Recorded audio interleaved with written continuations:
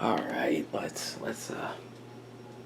why is the Wii U on the Wii menu? What why is Mario Kart Wii right there? Why is that right? Why is there a Wii wheel on my bed?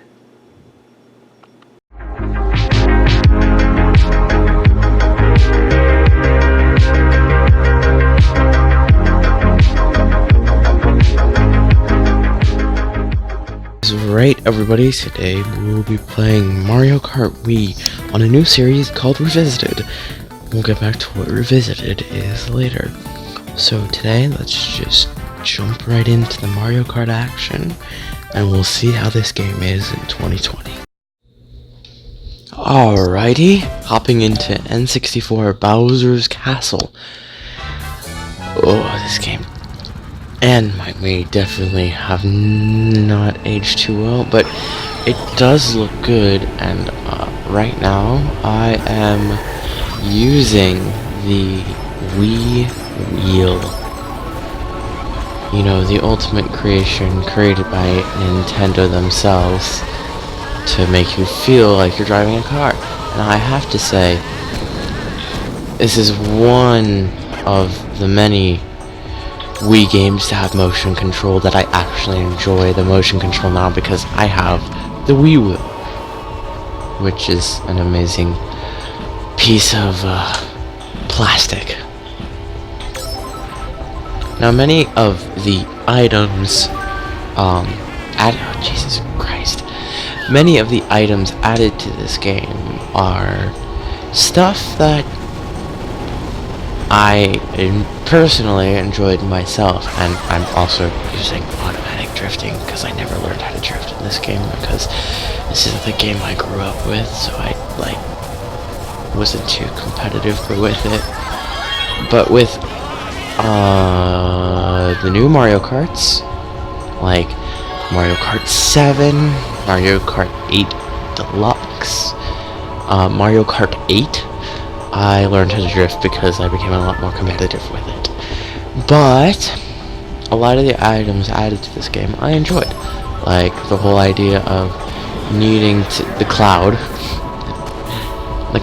needing to get rid of it, but it gives you a speed boost for the time you have it. But consequence, if you don't get rid of it, is you shrink. Oh my lord, the amount of time it's been since I've used this Wii wheel and the motion controls, oh my god, you wouldn't even know. But I do personally enjoy the retro tracks in this game also. The retro tracks, I don't know, these retro tracks just had a certain ring to them, a certain feel to them that I personally enjoyed myself a lot, like this one I'm playing right now, N64 Bowser's Castle. And with this Revisited series, being it the first of the series, oh my god, do not think that, oh, I actually got that Lakitu boost, is what I like to call it. It's when you land from something. Oh, that perfect timing to actually get some of those. But, with this series, I know I haven't really explained it too much, and so I'll explain it on the final lap. Just because I play an old game of one series doesn't mean I can't go back and play Mario Kart 64, because I have that. I'm just trying to figure out how the hell to record it. Oh, that was taken out. Oh, Jesus. This is, if not my favorite, at least one of my favorite retro tracks. I personally myself enjoyed all of the N64 tracks, and we'll get to those as soon as I can figure out how to get my recording device in there, because I'm just trying to figure it out. But I definitely enjoyed the N64 courses a lot, so I'm happy with this. This feels like a good track for the Mario Kart Wii. Now,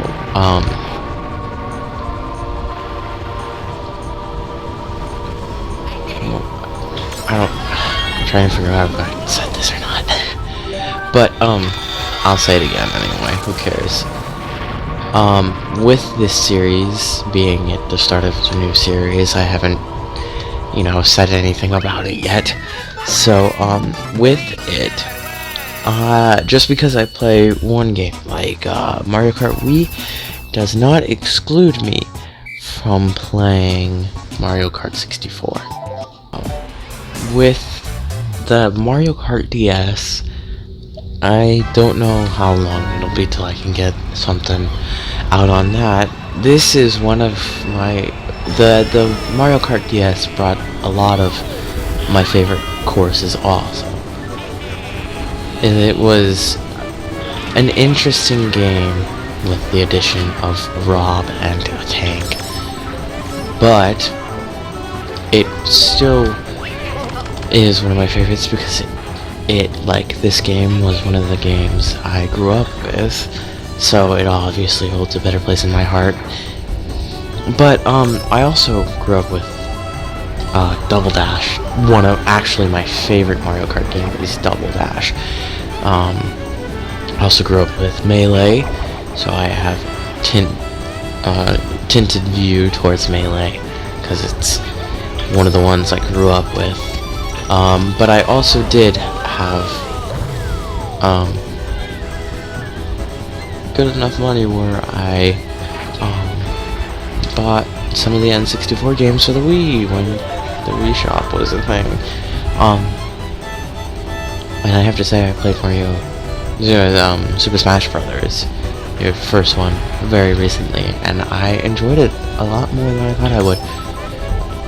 You can definitely see graphically how much of a difference it is from whenever that game was released to now.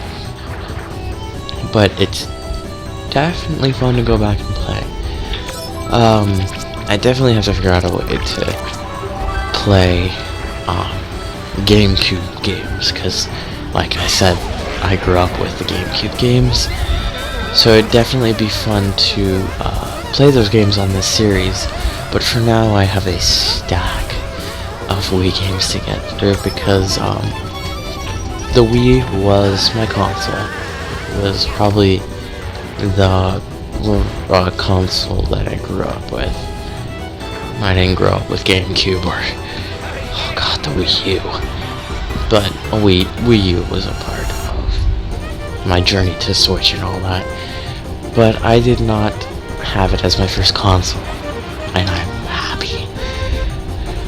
As much as I liked the games on the Wii U, it wasn't that enjoyable for me. It wasn't a good console. Plus, the only reason I'm just playing the Wii games is because you can't use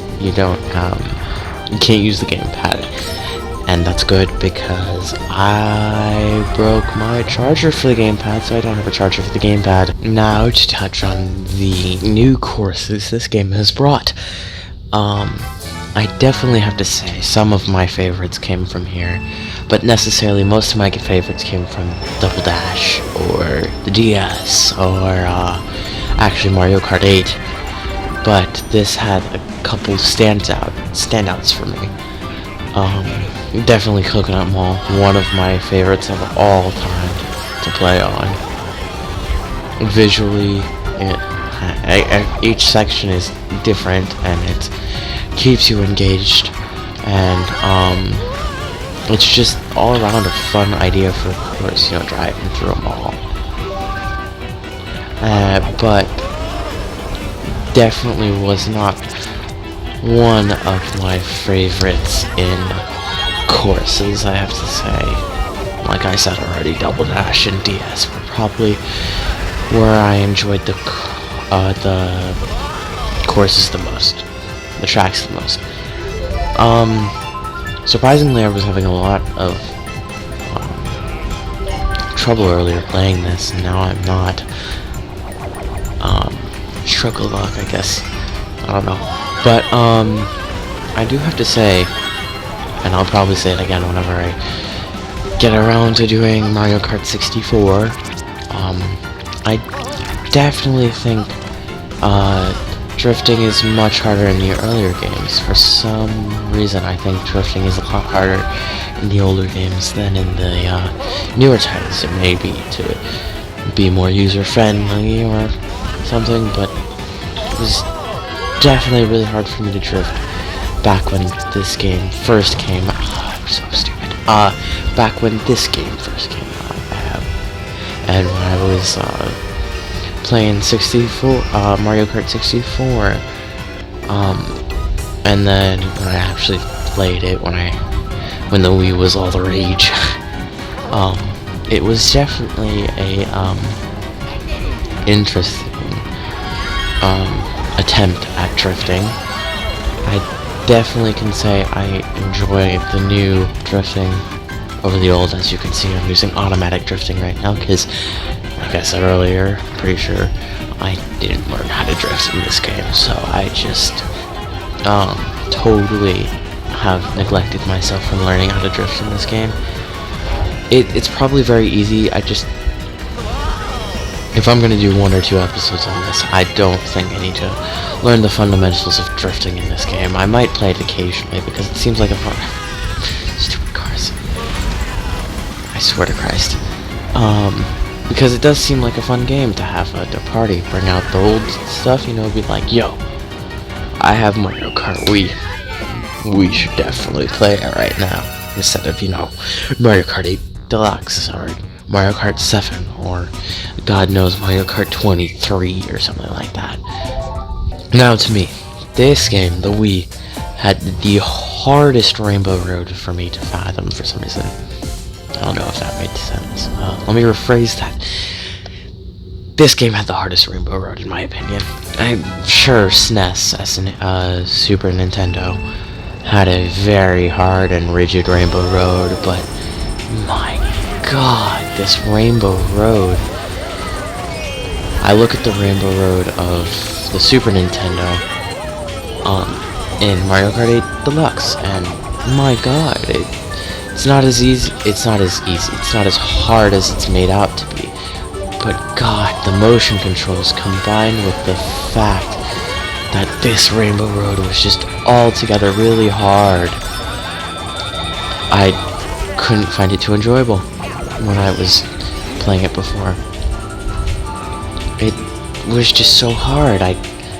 Motion controls made it hard to control because I didn't know that I could connect my GameCube controller and play it, and I didn't even get my GameStop official GameCube controller until a little after I got away from this game and was like, you know what? These classics look really fun. That's why I got addicted to retro games, and that's why I'm making a whole series of retro games on my YouTube channel. But definitely one of the hardest, if not the hardest. But from a visual standpoint, this was one of my favorite roads.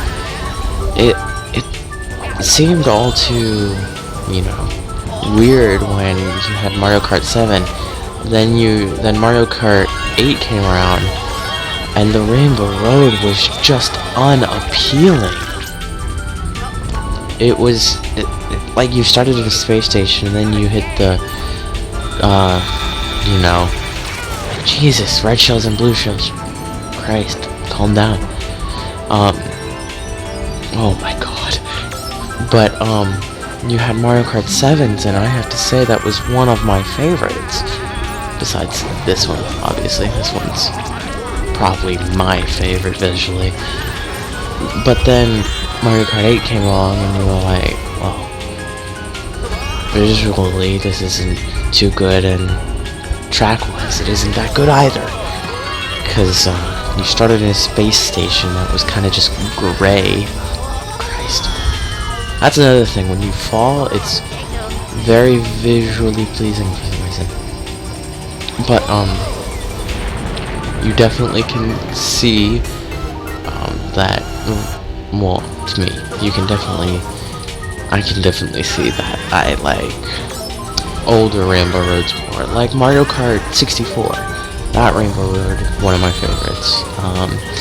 Don't remember DS's, to be honest, but the 3DS one of my favorites. Oh my God, I love tricks. It's so fun to just pull off like 10 in a row. That's something all too uncommon. You get 2 or 3 tricks per big ramps every so often. You don't get that anymore.